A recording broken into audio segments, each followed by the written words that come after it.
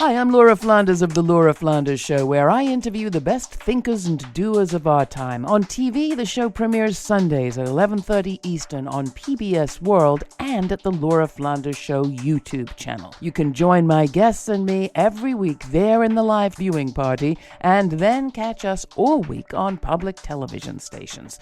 Prefer to listen? Find us on a radio station near you or subscribe to the free podcast. You'll find listings and ways to subscribe at lauraflanders.org. That's also where you'll receive my regular commentaries. I call them the F word. Here's this week's. A free press is vital if we're to have any chance at a functioning democracy. On that, you'd think right and left might agree. By free press these days, we mean media of every sort, online and off, owned and operated by all sorts of people, serving up diverse content and viewpoints and news, not dictated by a few. Diverse media has a long history in this country. After Tom Paine and the revolutionary pamphleteers came the muckrakers and rabble-rousers, often many in a single town. Hundreds of newspapers were owned and operated by people of color in this country, even long before the Civil War. Like Freedom's Journal in the 1820s, America's first African-American paper, which served up blistering critiques of the depictions of black people in the white media of the time. Diverse papers spoke to diverse readers in Spanish and Cherokee, as well as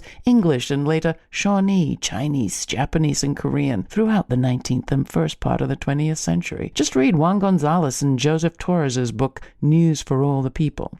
Media consolidation came later, unleashed by federal action by deregulators and laws like the 1996 Telecommunications Act, which resulted in the shrinking and whitening and monopolizing of American journalism. A few avaricious corporations gobbled up the little guys and left the rest gasping for breath. Now just 8 corporations own the lion's share of the nation's TV stations. Over 2,200 newspapers closed between 2005 and 2020. Another 80 bit the dust since COVID. This December, the Washington Post dictates an entire edition of the magazine to a dozen stories that would have been reported in local papers, but weren't because there were no local papers left. The impact on democracy is dire. Local news goes unreported, local businesses unsupported, local pandemics untracked, and people become less inclined to get involved in civic affairs. It's disastrous for the demos, local people and places, and U.S. democracy as a whole, reports the Post. Which is why you could be forgiven for thinking that federal aid for local media would be something politicians could agree on. The Build Back Better bill passed in the House provides $1.67 billion over the next 5 years for newspapers, websites, radio, and TV stations, largely in the form of payroll tax credits tied to local news reporting. More news, more democracy. House Republican Whip Steve Scalise called the whole thing a radical scam. The battle in the Senate is likely to be bitter, but far from a radical scam. Federal action for media is only right, and a tiny step toward repairing damage that federal action let loose. The time is ripe as well. As the predominantly white and corporate media has shrunk, so too a new generation of innovative local media ventures have been rising to fill the gap, newly committed to reporting on people and places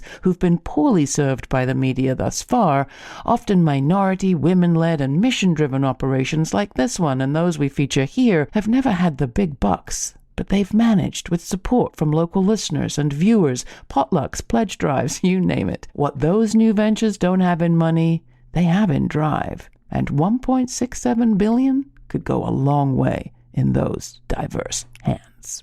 You can find my interview with the co-founders of URL Media, a new black and brown-owned media network, this time on The Laura Flanders Show, and all our Meet the BIPOC Press media roundtables in our archives at lauraflanders.org.